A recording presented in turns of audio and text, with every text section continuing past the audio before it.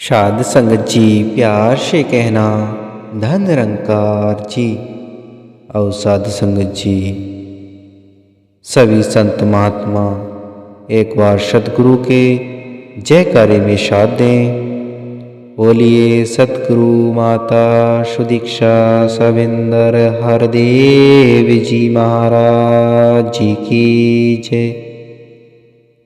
आओ साध संगत जी दास कुछ शब्द बोलेगा, आशा है प्रमाण करेंगे। साध संगत जी सत्संगत जी पुराने समय की बात है कि दो राक्षस रहते थे। सत्संगत जी एक का नाम था रश्म व दूसरे का नाम था कश्यप। और सत्संगत जी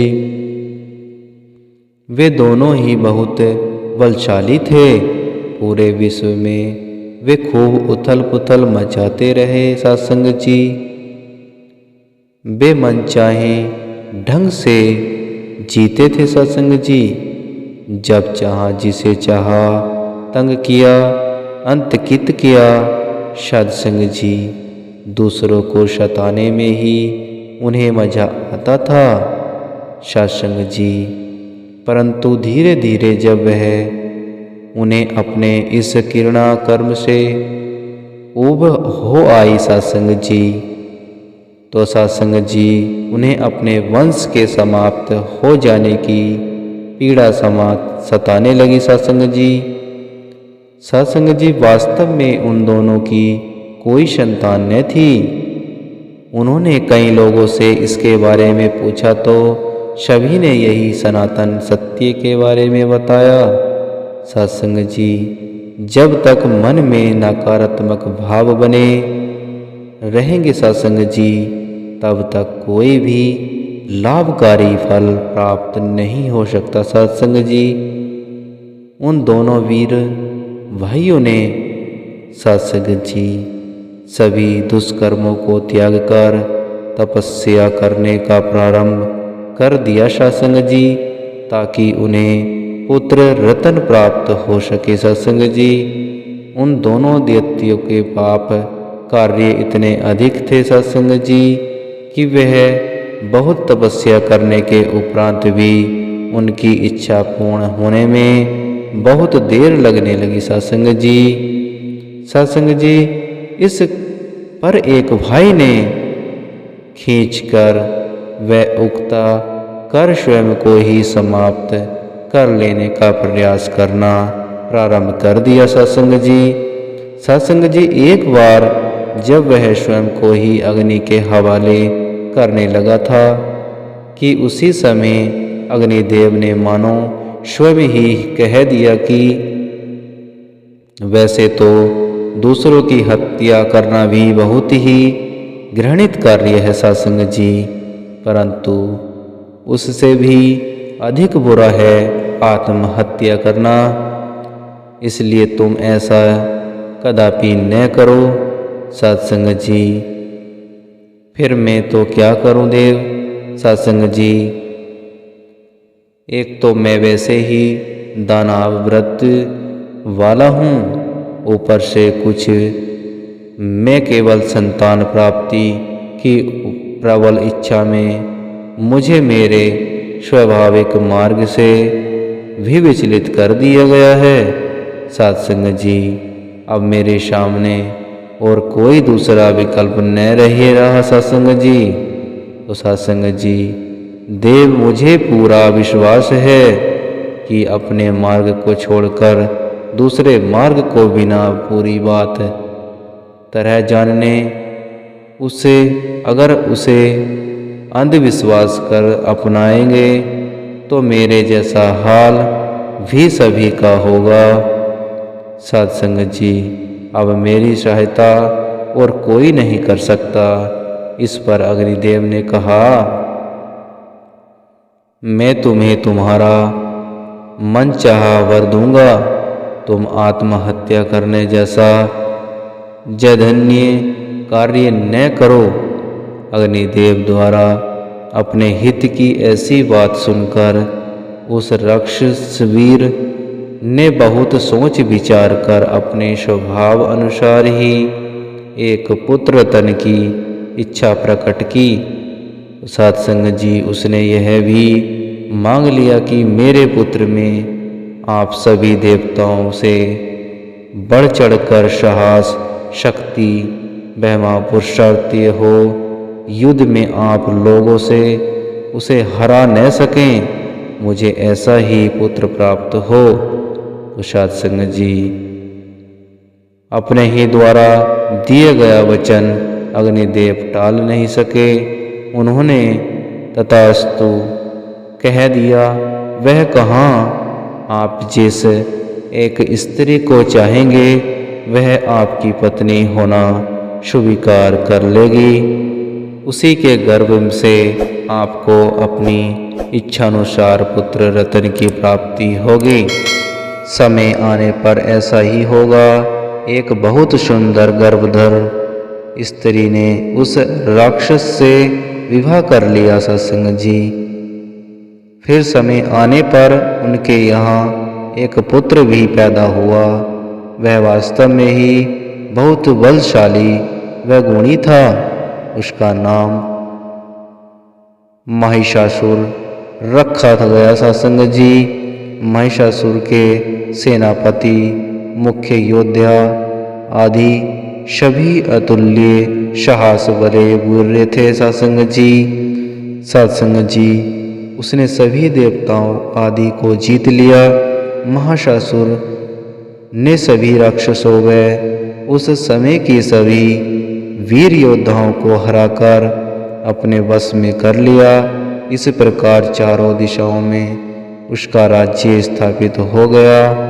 अग्निदेव के आशीर्वाद के कारण वैसे ही महासुर में सभी देवताओं से अधिक बल था।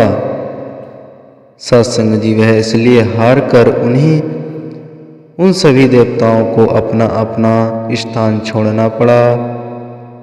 अब वे सभी परेशान होकर इस कहे जाने वाले आदि पुरुष भगवान विष्णु के पास पहुँचे। सत्संग जी उन्होंने उन्हें पूरा हाल कह सुनाया और यह भी कहा कि अब उस महासुर को मारने के उपाय भी आप ही करेंगे।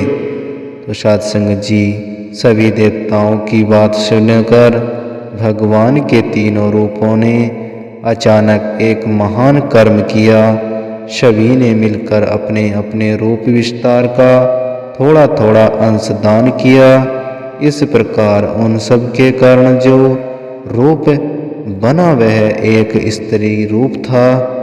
उस स्त्री के बहुत सुंदर रूप लावण्य के साथ साथ सभी प्रकार के अस्त्र व शस्त्र आदि के साथ वह सुज्जित थी। सत्संग जी उसी देवी को वास्तव में हर प्रकार की प्रकृति संपदाओं व शक्तियों से भरपूर कर मूर्तिमान किया गया था, ताकि वह महिषासुर को हर इस प्रकार से लुभा भी सबके सत्संग जी वह हर प्रकार से आकर्षित कर सके, उसे वशीभूत भी कर सके। तो सत्संग जी इसलिए जहाँ सभी देवताओं द्वारा दिए गए अस्त्र शस्त्र से वह सुज्जिति हुई, वही सूक्ष्म भावों को जानने जगाने व वश में करने वाले अपूर्व राशि भी बनी हुई थी। सत्संग जी उसी दुर्लभ मूर्ति को स्त्री रूप में प्रकट कर भगवान ने महिषासुर का वध करने के लिए भेजा। इन्हीं को माँ दुर्गा के रूप में जाना जाता था। सत्संग जी शक्ति का अवतार दुर्गा हर प्रकार के रूप में सौंदर्य व शक्ति से संपन्न हो उस क्षेत्र में जा पहुंची। सत्संग जी जहाँ से महिषासुर के पास तुरंत समाचार पहुंच सके। सत्संग जी महिषासुर को उसके राक्षस वीरों के दुर्गा के रूप के बारे में बताया और कहा कि आज तक उन्होंने इतनी सुंदर रूप राशि नहीं देखी। वह हर प्रकार से आपकी पत्नी बनने के लिए उपयुक्त है। महाशासुर ने सुना तो उसने अपने सेनापति के द्वारा उसके पास विवाह का प्रस्ताव भेजा। उसने सोचा था कि उसके महाशासुर के बल आदि के बारे में जानकर वह स्वयं ही उससे विवाह करने के लिए मान जाएगी, परंतु हुआ ठीक इसके विपरीत। महाशासुर के सेनापति ने जैसे ही महिषासुर की ओर से विवाह का प्रस्ताव रखा तो दुर्गा जी ने उससे कहा कि आप उन्हें कह दीजिए कि पहले युद्ध में मुझे हराओ, तभी मैं तुमसे विवाह कर सकती हूँ। हमारे कुल की यही रीति है। सत्संग जी, महिषासुर तो पहले ही अहंकार में आपे से बाहर हो रहा था। सत्संग जी, वह दुर्गा जी से विवाह करने के लालच में तथा ढेरों वरदान व अपार शक्ति के सहारों को अपने जीत का आधार मानकर तुरंत युद्ध के लिए तैयार हो गया। सत्संग जी, अब सत्संग जी अपने हर प्रकार के सामर्थ्य को जुटाकर वह श्री दुर्गा जी से युद्ध करने के लिए जा पहुंचा। तो सत्संग जी वहां पहुंचकर पहले ही दुर्गा के रूप के आकर्षण ने उसके बल को क्षीण कर दिया था। सत्संग जी, परंतु विवाह के लोभ, मोह व काम रूपी नकारात्मक शक्तियों ने भी अपना अपना प्रभाव दिखाना प्रारंभ कर दिया। तो सत्संग जी अब वह केवल अपने बचे कुचे शास्त्र को सहारे ही युद्ध करने लगा। उसने उपलब्ध व सचित सभी अस्त्र शस्त्रों का प्रयोग किया, परंतु क्रोध, लोभ, मोह, काम, अहंकार आदि सभी दुर्गुणों को ने उसे उस समय घेर रखा था। इसलिए वह बहुत अधिक समय तक वहां टिक न सका और शीघ्र ही दुर्गा जी ने अपने प्रभाव से उस राक्षस को टुकड़े टुकड़े कर दिया गया।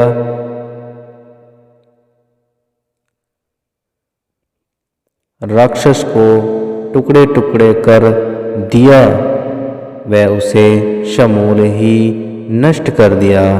तो सत्संग जी, महिषासुर के मर जाने पर सभी देवताओं ने राहत की सांस ली व दुर्गा जी की प्रशंसा व पूजा की। यहाँ यह बात देना अति अनिवार्य प्रतीत होता है कि दुनियावी उपलब्धियों को कितना ही एकत्र कर लिया जाए, परंतु कुछ भी सदैव रहने वाला नहीं हो सकता। जो पैदा हुआ है उसका विनाश अवश्य भी है। तो सत्संग जी, अवश्यक उपलब्धियां अहंकार को जगाती हैं, जो स्वयं को कमजोर बना देती हैं। तो सत्संग जी, उर्गता को केवल कोमलता से ही जीता जा सकता है। महिषासुर क्रोध में पागल था, परंतु माँ दुर्गा मुस्कुराकर उसके क्रोध पर पानी फेर देती थी। तो सत्संग जी, दास के मुँह से कोई गलत शब्द निकल रहा हो तो भाई बच्चा समझकर बख्श लेना। तो सत्संग जी, इस दातार से यही मांगो कि हमें अहंकार न आए, हमें यह भक्ति प्रदान करे, सेवा सत्संग सिमरन करने का सौभाग्य प्राप्त करे। तो सत्संग जी, प्यार से कहना, धन निरंकार जी।